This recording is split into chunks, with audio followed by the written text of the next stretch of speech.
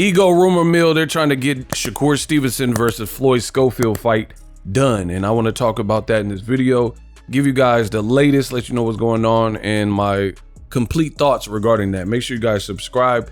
Shakur Stevenson, he has been left kind of without a dance partner after William Zepeda ducked him. Yeah, William Zepeda ducked. And I'm saying that with my chest. Y'all know what it is. Bro, it's a bad look. I've already made videos about it. You guys check that on the channel. So William Zepeda, he says he's injured conveniently after he looked poor versus Tevin Farmer and got dropped. So he's not able to fight Shakur. Somebody that stepped up to the plate, Floyd Schofield.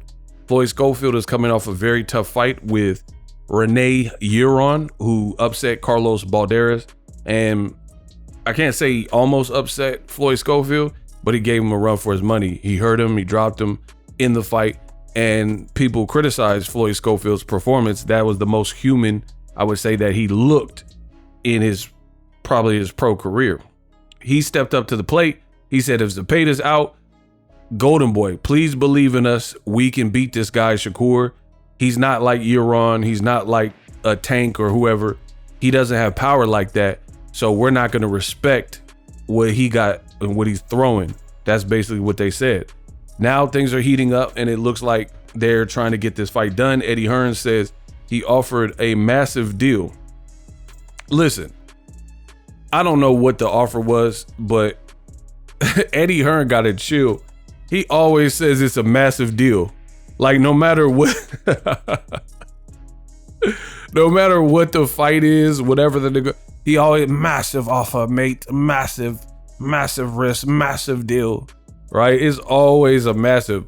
And then the funny thing is, the reason why I have to put emphasis, which we'll get into more at the back after this video, is because he says like this massive stuff and then the fight don't happen.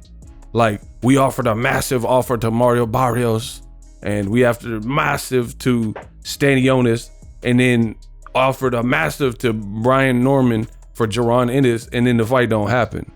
So we'll see. Shakur Stevenson said, yeah, MFer, let's see what you on now. You done talk your way into belt to add. Floyd Schofield responded, this will be a great fight for the fans. Thank you for stepping up and not ducking. Now let's do what we do best, fight. This is me, Knit my dad. So I think he meant not my dad. Somebody says, Kid Austin better accept that offer, LOL. And he responded to that comment. He says, we already told him we wanted what we wanted. It's a done deal. So I'm not sure that it's a done deal because that's not what the promoter said, Eddie Hearn. And Schofield's with Golden Boy. So they have to kind of get clearance and Golden Boy on board. We know Eddie Hearn looks like he believes in Shakur because Shakur is the more developed fighter. He's an Olympian. He's hard to hit, you know, these things. So at the end of the day, I would understand why Eddie Hearn would be very confident, even though it's his first fight working with Shakur Stevenson.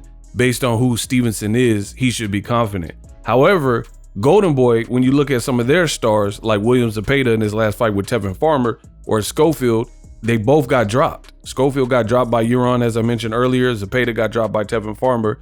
And to fight Shakur after that, I wouldn't, if I was from a business perspective, that wouldn't give me confidence that my guys are ready for Shakur Stevenson. It's just that simple.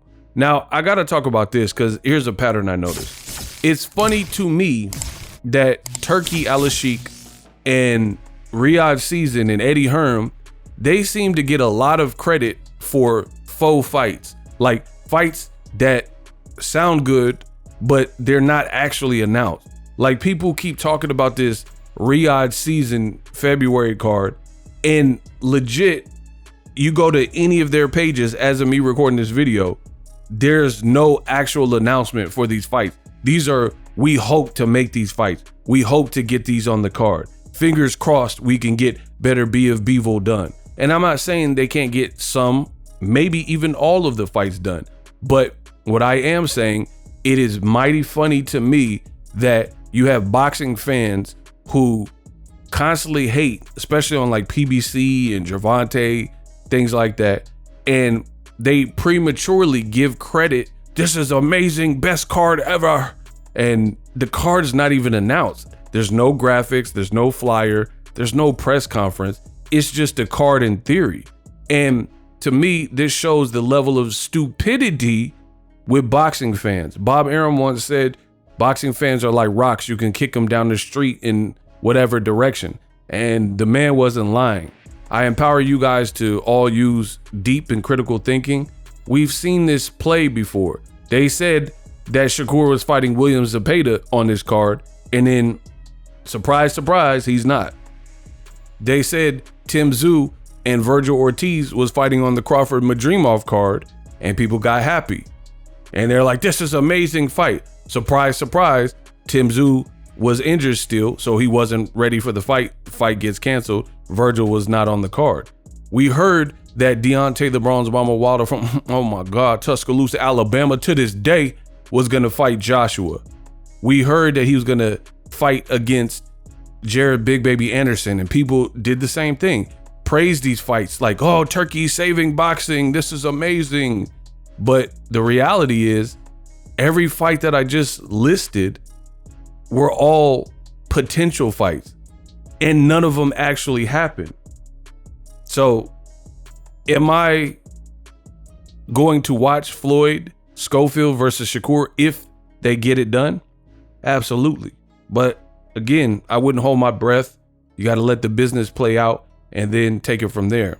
It's funny how boxing fans are constantly bamboozled, and again, they pick and choose. They want to give credit for fights that aren't even Boots versus Virgil Ortiz. This is great. Bro, first of all, I don't think it's great that it's happening in Saudi Arabia. That's a fight that would be big in America, but you're taking it away from that element for obvious reasons, for political and, business reasons. They're putting up the money. They're entitled to put the fight where they want. But in terms of making pay-per-view stars, I don't think that is the ticket. Having Jaron in it, he's not even the main event. So Jaron Ennis and Virgil Ortiz gonna fight at like 1 p.m. That is just not gonna do it. I promise you. And it could be a good fight. And that's the thing where some people, some boxing fans, they're hardcore boxing fans. So they look at boxing from a rose-colored set of lenses. They don't really understand the business and how it works. So they'll hate on this fight, but this fight makes money. And then they'll praise another fight. Because even, let's be real, Shakur versus Floyd Schofield, that's a good fan-friendly fight for boxing Twitter, for hardcore boxing fans. The reality is that ain't no big fight. Most people don't even know who Floyd Schofield is unless you watch boxing pretty heavily, right? It's not like he's been branded like he's on Tank's level or Terrence Crawford or, Errol Spence or whoever, Canelo. He's not on that level. It's a good fight, good stylistic matchup. I have no problem with the fight, absolutely. But what I'm saying is people overhype it, and it's just to me, it's not a huge big primetime fight. And I would favor Shakur Stevenson. Maybe Floyd Schofield can prove me wrong. We'll see. But I would favor Shakur Stevenson because we haven't really seen Floyd Schofield fight anyone half as good as Shakur Stevenson for real. Shakur's probably bigger. And he's going to be ready for the, try to rush you, that Sean Porter type of style, I believe, But we'll see. But first, the fight got to get announced. Let me know what you guys think.